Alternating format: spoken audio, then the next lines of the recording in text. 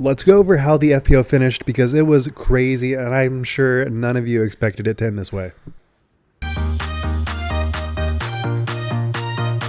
All right, so right off the bat, it was pretty clear that it was a neck-and-neck race between Ella and Kristin. There was a couple of close scores, but for the most part, it was pretty clear that they were going to be the top two contenders. So Kristin, in typical Kristin fashion, got a course record in her first round with a 9 under.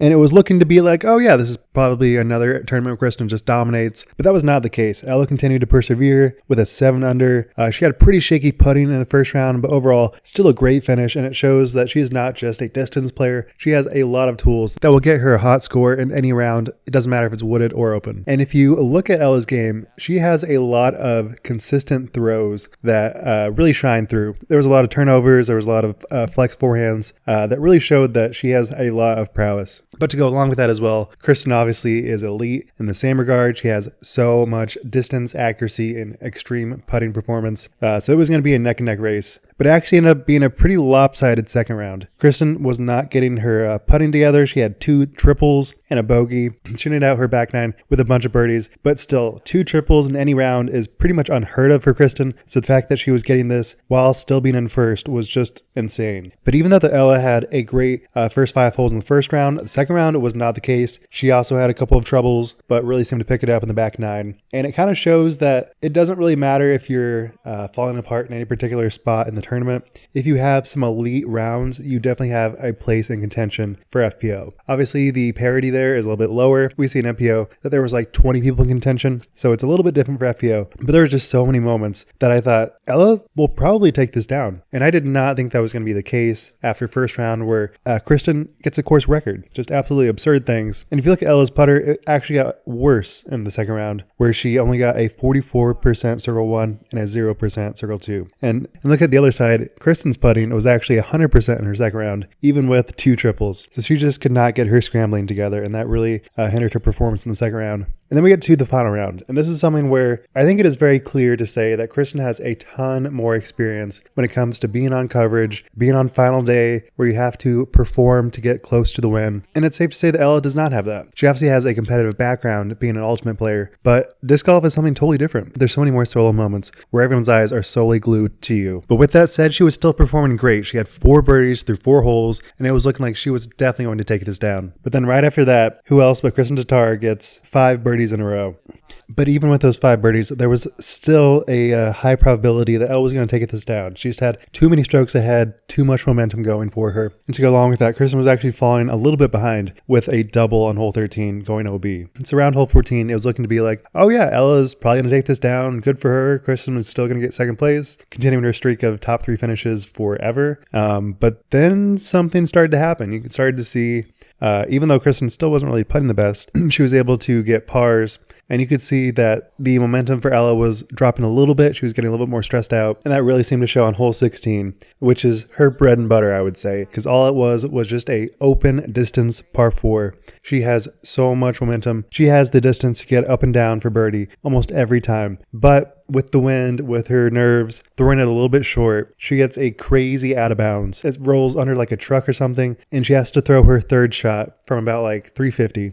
And so she takes the bogey. And then who else but Kristin makes a crazy circle 2 putt that was absolutely crucial to get her win. And then at hole 17, Kristin has a dominant forehand upshot. She gets it right up to circle 1, a little bit less ideal on the upshot, but makes the putt. And then Ella, on the other hand, has a terrible second shot. And it just showed that she was not feeling her confidence. She was not feeling her momentum. And then she takes the bogey for 17. Then we get to the final hole 18. I would say most people are not considering Kristin to be the winner here. There was 2 bogeys Ella got, but she has already birdied this hole. She has a lot of confidence with this. There was a tailwind. She had the distance to get up and down, but it was clear that there was stress. There was a lot going on in her head, and she has not been in this spot all the many times before. So she really had to focus, and I could definitely tell that she was grip blocking it a little bit. it, trying to throw it as hard as she possibly can. But with that, there's a lot more variability that comes into play.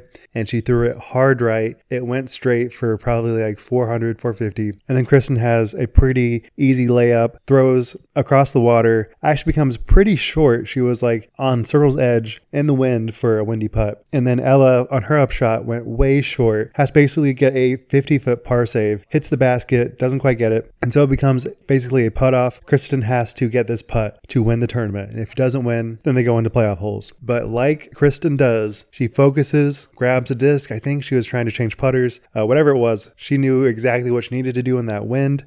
She had her signature straddle putt, and she had a totally locked in focus, jams it in, perfectly dead center, wins the tournament, and it was a crazy, crazy finish. So takeaways from this is that Kristin is inevitable, but it is true that Kristin has some faults. There's moments where she just can't quite get it together, but she has a strong foundation that it's hard to ever beat her. But it's also true to note that in the first 2 tournaments of the year, Ella Hansen has had a couple of moments where she could have taken it away, both of these tournaments, by a couple of strokes, but just doesn't quite get there on the final round, doesn't quite close, and falls apart. But I think it is very true that she's getting better and better by the day, and she is clearly working on her focus, her mental game, and getting to that point where she'll be an elite level player. I'm very excited to see how her season ends up, because it is so clear that she has a super high ceiling.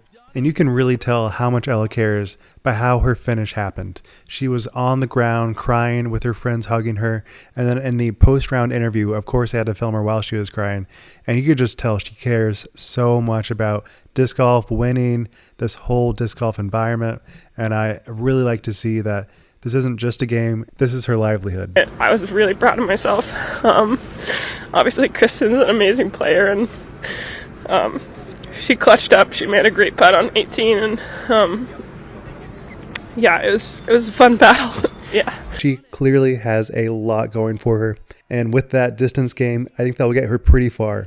And if you look at Kristin, she does not have that same distance. She has tremendous accuracy, but not distance. So if we do get to Portland or OTB, I think this is a spot for Ella to really shine and maybe take home a win this year. So with that, what do you guys think? I think this was a crazy finish. And I am so excited that we got 2 great finishes for FPO and MPO.